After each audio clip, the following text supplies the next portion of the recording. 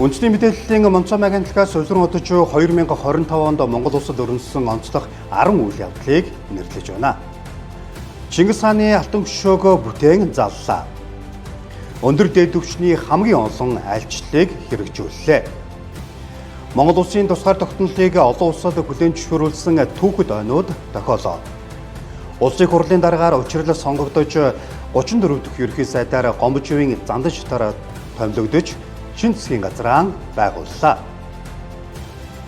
Ороно групптэй ураны төсөл хэрэгжүүлэх гэрээ байгуулж гашуун сухад ганц мод бомбын хил холбоолтыг шийдвэрлэлээ. S&P агентлагийн үнэлгээгээр Монгол улсын зээлжих зэрэглэл сүүлийн 13 жилийн дээд түвшинд хүрлээ. Спортын амжилтаар эх орноо сурталчлан таниулсан жил болж өрнөлөө. Монгол улсын санаачилсан дэлхийн адууны өдрийг анх удаа тэмдэглэн өнгөрүүллээ. Хүүс толгоон бичээс болон хүний бүтэн биеийн бүртгэл бичвэр ЮНЕСКОд бүртгэгдлээ. Цул толгойд үлэг гөрүүлийн чулуучсан үйлдвэрийг дэлхийн палеонтологийн анхаарлыг татаж байна.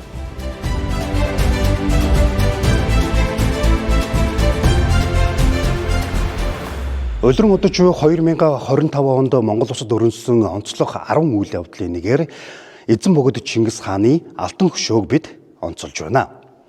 Монголын уламжлалт цагаан сар буюу могой жилийн хаврын тэргуун сарын шинэ нэгний 2025 оны 3 дугаар сарын 1-ний өдөр Чингис хаан үндэсний музейд их хааны хүндэтгэлийн өргөөг байгуулж эзэн бөгөөд Чингис хааны алтан хөшөө, шүтэн их цагаан туг, төрийн хас буу алтан тамгыг заалсан нь түүхэн үйл явдал байлаа. Монгол улсын төрийн өндөрлгүүд төрийн ордонд монголчуудын сүлд хэмрийн бэлэгдэл 9 хөлт цагаан төвөнд хүндэтгэл илэрхийлснээр төрийн цолголт эхэлдэг байсан бол 2025 оноос Монгол түмний бахархал их эзэн богд Чингис хааны өргөөнд хийж байхаар тогтсон. 7 м өндөр аттамал уг хөшөөнд их эзэн хаан их Монгол улсаа байгуулж өргөөнийхөө хойморт заларч буй залуу үеийг дүрслэн харуулсан. Монгол эрдэмтдийн үзэл санаа эрдэм мэдлэгт тулгуурлаж Монгол уран бүтээлчид цар тахлын хамгийн хэцүү хүнд үе босгосон манай улсын соёлын салбарын сүүлийн 30 жилийн хамгийн том бүтээн байгуулалт болсон Чингис хаан үндэсний музей Монгол төрийн 2000 жилийн түүх өнөөгийн ертөнцид нүүдэлчдийн иргэншлийг харуулах хамгийн том цогц музей болоод байна. Монголын эзэнт гүрнийг байгуулсан Чингис хааныг Вашингтон пост сониноос мянганы хүн хэмээн 1996 онд өргөмжилсөн түүхтэй байдаг.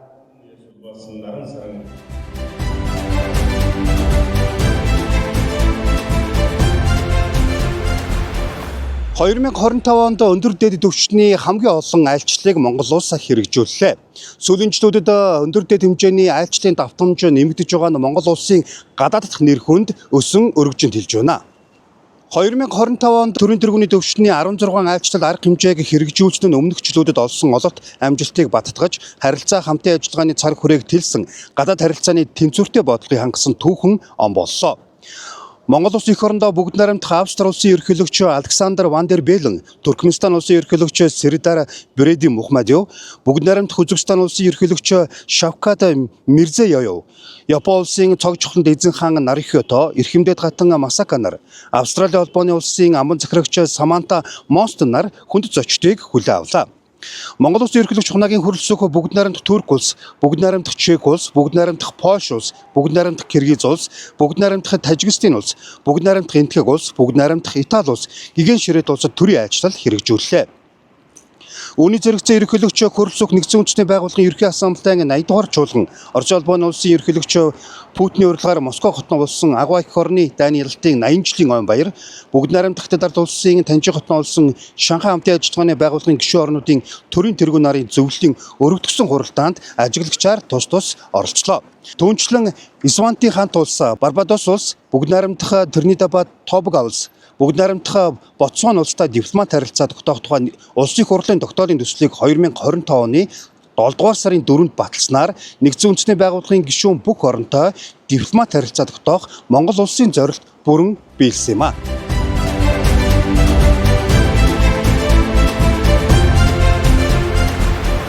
(2025 онд Монгол улсын тусгаар технологиг олон улсад хүлээн зөвшөөрүүлсэн түүхэд ойнууд тохиолоо. 20 дугаар зуунд түүхэнд тодорхойлогдсон үлдсэн 1945 оны Яалтын баг хурлаа чөлөөлөх дайн тусгаар тогтнолын санал хураалт гэсэн гинжин холбоотой үйл явдлууд нь орчин үеийн Монгол улс тусгаар тогтнолыг дэлхийд дахинд хүлээн зөвшөөрөх үндэслэл болсон юм а. Эдгээр цуврал үйл явдлын түүхүүд 80 жилийн ойнууд 2025 онд тохиолоо. 1945 оны 2 дугаар сард болсон Яалтын баг хурал дээр тухайн үеийн зөвлөлт холбоот улсын санал болгосноор бүгд найрамдах Монгол ард улсын статус одоогийн байгаа хилээр хүлээн зөвшөөрөх, өмнөд хөршид дундад иргэн улсаас олон улсын эрх зүйн хувьд хамааралгүйг баталгаажуулсан юм а. Монгол улсын тусгаар тогтнолыг баталгаажуулж дэлхийд дахинаа хүлээн зөвшөөрүүлэхэд үлэмж хувь нэмэр оруулсан 1945 оны чөлөөлөх дайнд Монгол ардын хувьсгалт цэргийн 23,000 гаруй дайчин зөвлөлтийн цэргүүдийн хамт 1000 гаруй километр зам туулж байлдаанд оролцсон.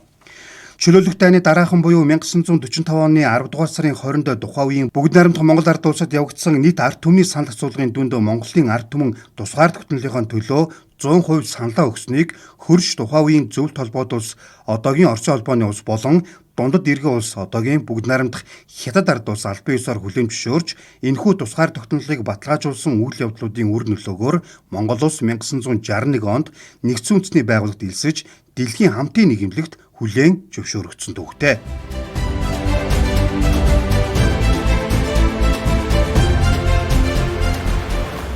Оны онцлог 10 үйл явдлын нэгээр улсын хурлын дарга шинээр сонгогдож 34 дахь ерөнхий сайд шин засгийн газраа байгууллаа. Улирчуу 2025 онд их баригч Монгол Ардын намын даргаараа сонгогдсон ням усрын учрал улсын хурлын даргаараа сонгогдлоо. Тэрээр эдийн засгийн тусгаар тогтнол эрхчлөөг дарахлах эрх зүйн иж бүрэн шинжилгээний төлөө парламентын үйл ажиллагааг чиглүүлэхээ илэрхийлсэн. Түүнчлэн улсын хурлаас ерөнхий сайдаар ажиллаж байсан Лувсан намсрын оюун эрдэнэд итгэл үл үзүүлэх шийдвэр гаргаснаар 2025 оны 6 дугаар сарын 13-нд Монгол улсын 34 дахь ерөнхий сайдаар Гомжовын зандан шатар томилогдож шин засгийн газрыг эмэглэн байгууллаа. Улсын хурлын гишүүн гадаад харилцааны сайд улсын хурлын дарга Монгол улсын ерөнхийлөгчийн тамгын газрын даргаар ажиллаж байсан зандан шатар олон улсад Монгол улсын өсөн нэмэгдэж байгаа нэр хүндийг баттган бэхжүүлэгч засгийн газрын тэргүүн байна хэмээн зарлаж засгийн газар Digital First дуурайдоор захим шилжилтийг эрхэмлэгч байж их өгөгдөлд суурилсан шийдвэр гаргалтыг зорилттой болгоно ажиллана гэдгээ тэрээр онцолсон юм а.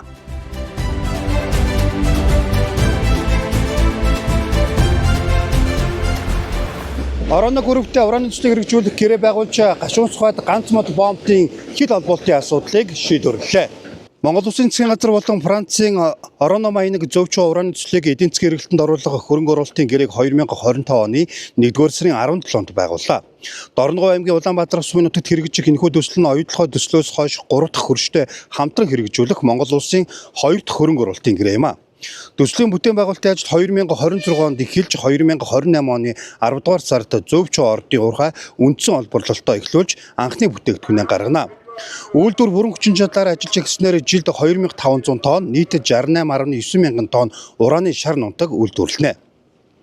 Мөн гашуун сухад ганц мод бомбын хил дамсан төмөр зам нүүрсний худалдаа 5-7 нүүрсний урхан хүчин чадлыг нэмэгдүүлэх хамтын ажиллагааны тухай Монгол Улсын засгийн газар болон бүгд найрамдах Хятад ард улсын засгийн газрын хоорондын хилцээр талууд 2025 оны 2 дугаар сарын 14-нд гарын үсэг зурснаар бүтээн байгуулалтын ажил эхэлсэн. Монгол Улсын бомбын хүчин чадлыг 2 дахин нэмэгдүүлж нүүрсний экспортыг жилд дунджаар 165 сая тоннд хүргэх энэхүү төсөл шийдвэрлэгдснээр цаашид шивээ хүрэн сэхэ бичигт зүүн хатавч ханги мандлын бомбтууд төмөр замаар үе шаттай холбогдох нөхцөл бүрдэж байгаамаа.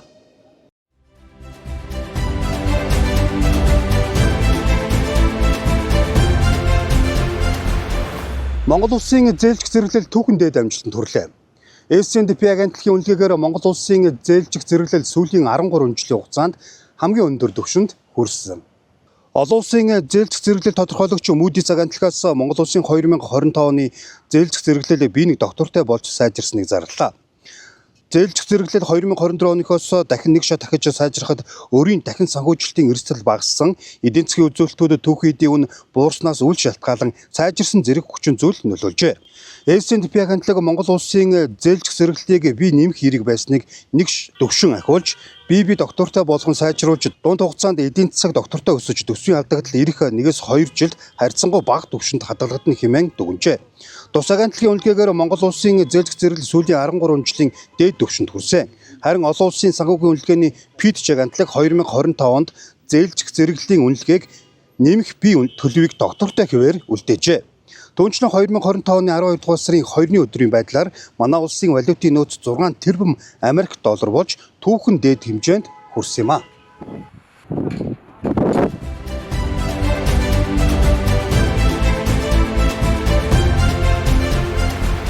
(2025) онд Монгол улс спортын амжилтаараа эх орноос сурталчилсан жил болж өрнөлөө. Манай улс 2025 онд түүхэндээ хамгийн олон буюу 823 мянган жуулчин хүлээн авсны зэрэгцээ Монголыг олон улсад маш амжилттай сурталчилсан нэгэн оныг үдэж байна. Үүнд спортын салбарынхны гүйцэтгсэн үүрэг онцгой чухал байлаа. Монгол улсыг шинэ өнцгөөс таниулсан Netflix-ийн Physical Asia шоу нэвтрүүлгийн дэлхийн 46 орнд үзүүлэлтээр тэргүүлж дэлхийн олон сая үзэгчийг байлдан дагууллаа. Монгол хүний хүч чадал, дэсвэр дэвчээр, авиас чадвар, эв нэгдэл, онцлог зан чанар нь олон улсын орны үзэгчдэд эерэг сэтгэл төрүүлж, Монгол улсыг шинэ өнцгөөс таниулах боломжийг нээж байгаа тул цаашид дээрх төслийн багийнхан Монголын багийн тамирчтай аялал жуулчлалыг хөгжүүлэх чиглэлд хамтран ажиллахаар болсон юм а. Тус шоуны оролцогч Инх Оргило Монгол солимогдлооны сүүлийн 11 жилийн түүхэнд Азийн One Champions холбооны анхны аваргаар тодорсон юм а.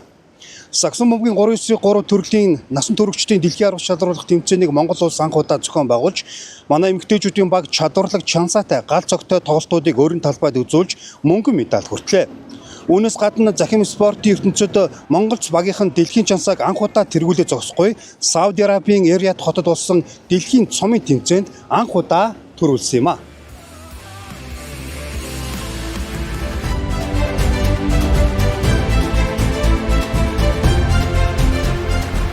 Өнгөрчөө 2025 онд Монгол улсын санаачилсан дэлхийн адууны өдрийг анх удаа тэмдэглэн өнгөрүүллээ.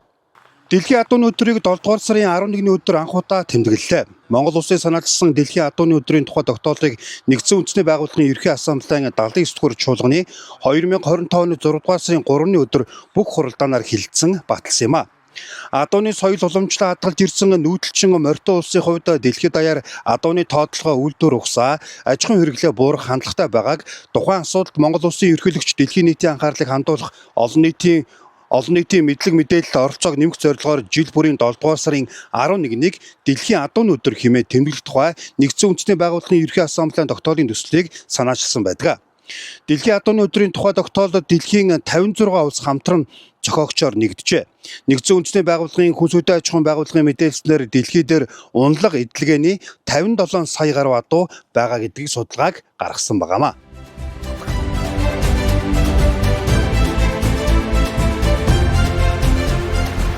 Монголчууд хүс толгоон бичээс болон хүний бүтэн биеийн бүртгэл бичвэрийг ЮНЕСКОд бүртгүүллээ. Бүгд найрамдах Франц улсын Парис хотно 2025 оны 4-р сарын 2-оос 17-нд хуралдсан ЮНЕСКОгийн гүйцэтгэх зөвлөлийн 221-р чуулганаар Монгол улсаас нэр дэвшүүлсэн эртний монгол хэл бичгийн дурсгал хүс толгоон бичээс болон хүний бүтэн биеийн бүртгэл бичвэр баримтат өвийг дэлхийн дурсамж хөтөлбөрийн олон улсын баримтат өвийн жагсаалтанд бүртгэж баталгаажуулсан юм а. Манай улс тус жагсаалтанд луу алтан товч сахиулсан дараа их мэрэгд гарахын орон судрын модон бар халахын 7 гушуу 4 аймгийн ноёдын гэрийн үеийн бичмэл Монгол улсын анхны марк элдв очир гэсэн 5 баримтат өвийг бүртгүүлээд байсан. Хүс толгоон бичээс нь манай хайрны 601 оны үед хамаарах Монгол Бахрийн үсгийн 215 тэмдэгтээр бичсэн 100 үгээс бүрдсэн одоогоор мэдэгдээд байгаа монгол хэлний хамгийн эртний дурсгал юм а. Харин хүний бүтэн биеийн бүртгэл бичвэр нь 18 дугаар зууны дунд үеийн өрөндийн болон дорн техникийн уламжлалт хангаах ухааны тухай гар бичмэл бөгөөд монголчууд нэн эртнээс хүний биеийн бүтцийн талаар өргөн мэдлэгтэй, өвөрмөц нэршилтэй байсныг гэрчилдэг үн цэнтэй дурсгал юм а. Ташранд дуртахад Монгол улс 2025 оны 11-р сарын 24-нд Парис хотно болсон сонгуулиар ЮНЕСКОгийн дэлхийн өвийн хорооны гишүүнээр анх удаа сонгогдлоо.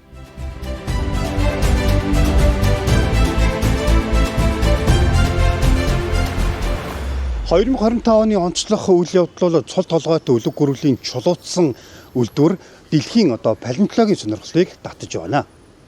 Шинжлэх ухааны академийн палеонтологийн хүрээлэн болон Америк нэгдсэн улсын хойд Каролинагийн их сургуулийн судлаачдын хамтран зохион байгуулсан хээрийн судалгааны дүнд нэгэн сонирхолтой олдврыг Монгол орны төрүү цэрд буюу одоогоос 108-аас 115 сая жилийн төртөө хуримтлагдсан чулуулаг дарахдаг хөрөн тух олдвор газраас олсон ба судалгааны үр дүнд өнөөдөр дэлхийн үлэг гүрэл сонирхогчид болон палеонтологчдын анхаарлыг татаж байна. Олдвор нь 80 см урттай 585 кг жинтэй өвсөн идэвхтэй цул толгойд үлэг гүрвлийн чулуудсан үлдвэр бөгөөд палеонтологийн шинжлэх ухаанд бүртгэгдсэн цул толгойд үлэг гүрвлүүдээс хамгийн сайн бүрдэлтэй олдворт тооцогдож байна. Тиймээс дэлхийн хамгийн ховор үлэг гүрвлүүдийн нэг энэхүү шин ховор олдвруудыг судлаачид анхны цул толгойтой ховор нандин хэмээх утга бүхий үгсийн нийлэмжээр нэршүүлэн шинжлэх ухаанд бүртгүүлжээ.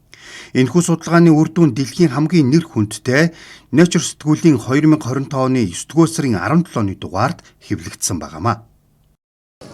Улиран одч 2025 онд улс эх оронд өрнөсөн онцлог 10 үйл явдлыг үндэсний мэдээллийн Монцоо майг амтлаг та бүхэндээ онцлон хүргэлээ. Байнгын үзэгч уншигч та бүхэндээ 2026 оны шинэ оны баярын мэнд хүргэе.